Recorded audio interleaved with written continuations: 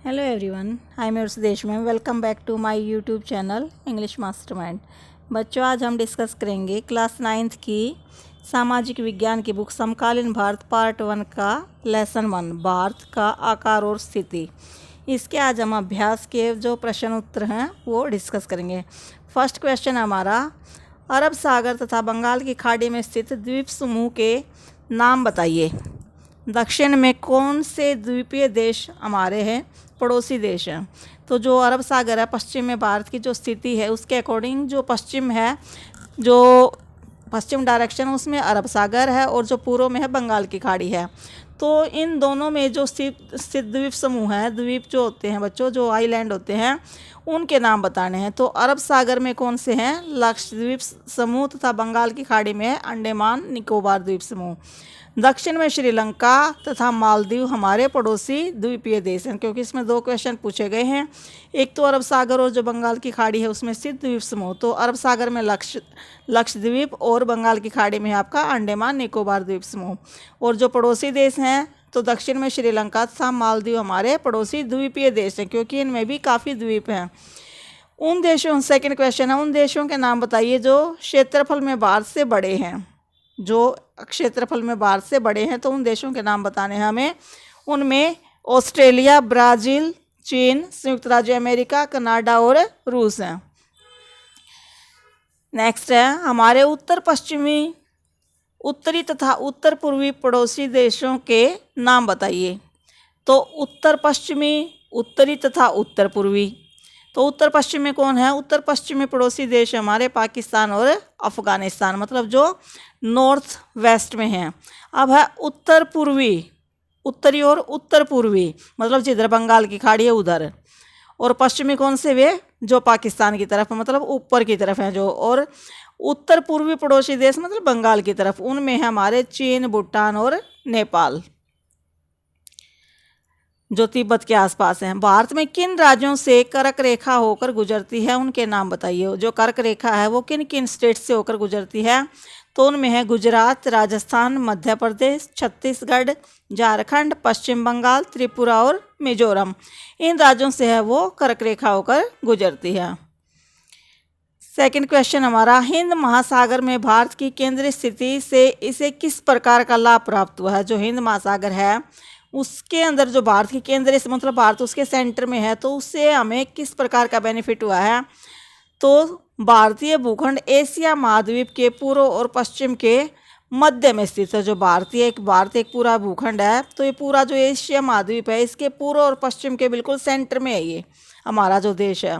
भारतीय भूभाग एशिया महाद्वीप का दक्षिणी विस्तार है। तो जो एशिया महाद्वीप है उसका मतलब ये क्या है? जो साउथ की तरफ जो विस्तार है वो है।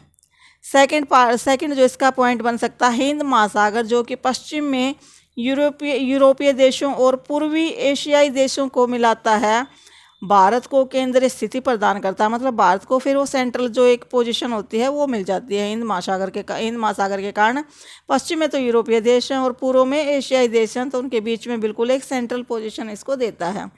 थर्ड है, दक्षिण का पठार हिंद महासागर में शीर्षवत फैला हुआ है, मतलब बिल्कुल इसके शीर्ष के ऊपर, सिर के ऊपर फैला हुआ है जो दक्षिण का पठार है हिंद महासागर में। और पश्चिम एशिया से निकटतम संबंध बनाए हुए, जिसके कारण जो पश्चिम एशिया है उससे हमारे जो रिलेशन है वो बने रहते हैं। फोर्थ है, भारत अफ्रीका और यूरोप के देशों के साथ साथ पूर्वी एशिया के देशों से भी पूर्वी तट के माध्यम से निकटतम संबंध बनाए हुए है। तो भारत है जो अफ्रीका और यूरोप के देशों के साथ साथ तो हमारे हैं ही रिलेशन, उसके साथ साथ जो पूर्वी एशिया के देश हैं उनसे भी पूर्वी तट के माध्यम से ये जुड़ा हुआ है। नेक्स्ट पॉइंट है, हिंद महासागर में किसी भी देश की तटीय सीमा भारत जैसी नहीं है। तो हिंद महासागर में जैसी भारत की स्थिति है वैसी किसी और देश को वैसा बेनिफिट नहीं मिला, बिल्कुल सेंटर में है, पूर्व पश्चिम सभी देशों के ये पूरी तरह से कॉन्टैक्ट में है। भारत की इसी महत्वपूर्ण स्थिति के कारण एक महासागर का नाम इसी के नाम पर रखा, क्योंकि भारत को सबसे ज़्यादा, भारत का दूसरा नाम क्या है? हिंदुस्तान, इसलिए भारत के ही नाम पर इसका नाम हिंद महासागर रखा गया है। क्वेश्चन थर्ड हमारा, सूर्योदय अरुणाचल प्रदेश के पूर्वी भाग में गुजरात के पश्चिमी भाग की अपेक्षा 2 घंटे पहले क्यों होता है? क्योंकि सूर्य में पता है पूर्व की तरफ से निकलता है, तो अरुणाचल प्रदेश क्या है, पूर्वी डायरेक्शन में है, और जो गुजरात हो पश्चिम डायरेक्शन में है, तो नेचुरल सी बात है वहाँ पे फिर वो 2 घंटे लेट होता है। जबकि दोनों राज्यों में घड़ी एक ही समय दर्शाती है, स्पष्ट कीजिए। तो ये जो अक्षांश और देशांतर का फर्क होता है, इसके कारण होता है सारा आंसर हमारा। अक्षांश और देशांतर का विस्तार लगभग 30 डिग्री है। सूरज की किरणें एक देशांतर को पार करने में 4 मिनट का समय लगाती हैं। एक देशांतर को जब पार करती हैं तो सूर्य की किरण को कितना टाइम लगता है? 4 मिनट। अर्थात 30 डिग्री के देशांतर को पार करने में कुल 30 को आप 4 से मल्टीप्लाई कर लो, कितना टाइम लगेगा? 120 मिनट, मतलब सीधे सीधे 2 घंटे। तो पृथ्वी जो पश्चिम से पूर्व की ओर घूमती है, कि तो जो हमारी जो अर्थ है वो किस डायरेक्शन में घूमती है? वो वेस्ट से ईस्ट की तरफ घूमती है। इसलिए अरुणाचल में सूर्य पहले दिखता है, और जब तक वो उधर आता है गुजरात की तरफ, तो वो इसलिए अरुणाचल में सूर्य पहले दिखता है। और 82 डिग्री 30 मिनट पूर्व देशांतर रेखा को भारत का मानक यामनोत्तर माना गया है, जो कि उत्तर प्रदेश के मिर्जापुर से गुजरती है। इसलिए दोनों राज्यों की घड़ियां एक ही समय, और समय इसलिए इनका एक जैसा ही रहता है। तो बच्चों, ये थे हमारे इस लेसन के क्वेश्चन आंसर। आपको वीडियो कैसी लगी? यदि अच्छी लगी तो प्लीज़ लाइक करें, शेयर करें, मेरे चैनल को सब्सक्राइब करें। Thanks for watching my videos.